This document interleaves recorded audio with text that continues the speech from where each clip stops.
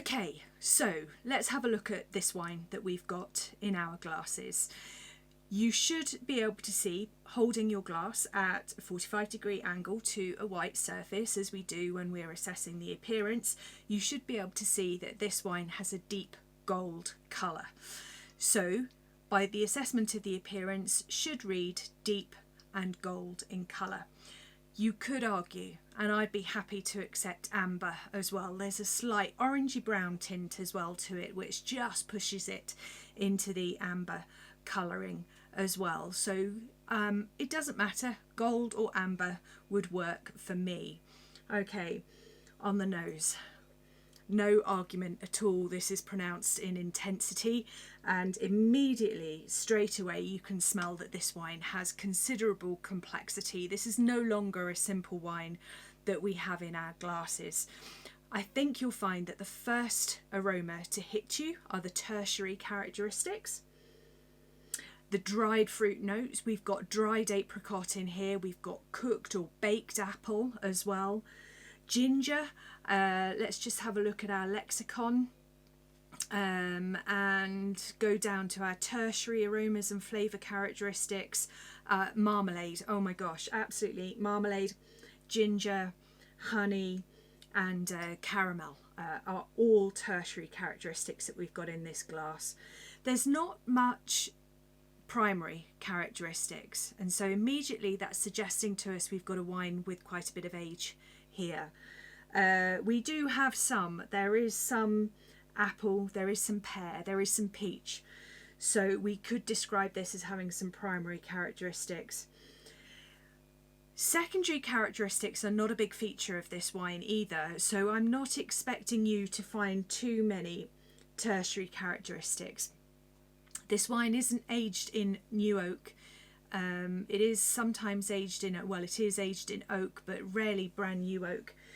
So I wouldn't expect a huge amount of secondary characteristics, but there is some cedar here. There is some pastry characteristics as well. So we've got a little bit of winemaking, a few secondary winemaking notes going on, but not a huge amount. Okay, right, so that's the nose. Let's move on to look at the palate.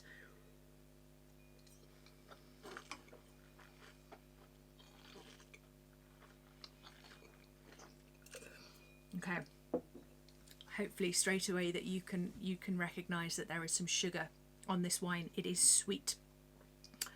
Actually, it's about 150 grams per litre residual sugar, so this wine really is very sweet. The acidity is high. The real benefit of having that high acidity, and this wine is made from grape varieties that are naturally very high in acidity, the benefit is that it perfectly balances that sweetness. So whilst you get hit with a mouthful of sugar, it's beautifully balanced by a high degree of acidity. Again, we'll move on from tannin because we're talking about a white wine here. Alcohol remains at medium. It's about 12.5%, so that sits at medium. The body, however, is full. Remember, one of the contributors to body is sugar, so because you have a wine with a lot of sugar in it, you're also going to have a full body in this wine. Flavour intensity pronounced, no arguments. It hits you with flavour. It's bold, it's powerful. Let's go for pronounced. Flavour characteristics. Again, everything we said on the nose, the dried apricot, the peach, the baked apple, the vanilla, the ginger, what else did we say? Marmalade as well, honey, lots of delicious characteristics there in that wine. A long finish, I can still taste it now, can still feel it on my lips. I want to go back for another sip.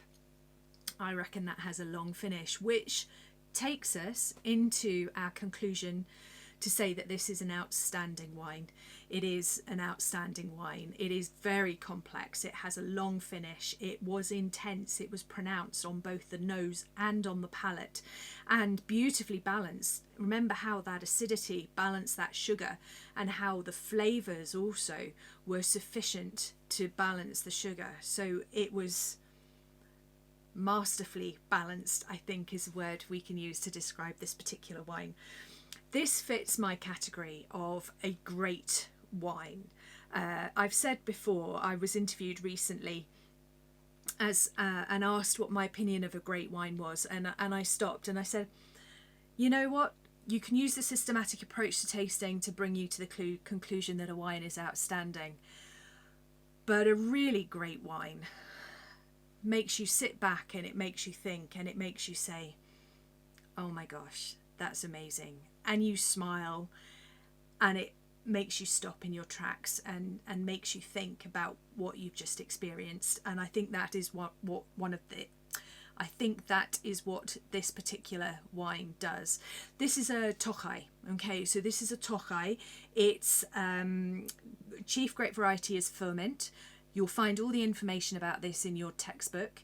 It's made from grapes that have been infected with the fungus Botrytis. Again, you can read up all of that information in your books. But this is one of the classic wines of the world, and hopefully by tasting it as we have, using systematic approach to tasting, that's given you an indication of why it is one of the world's best loved and most reputable wines.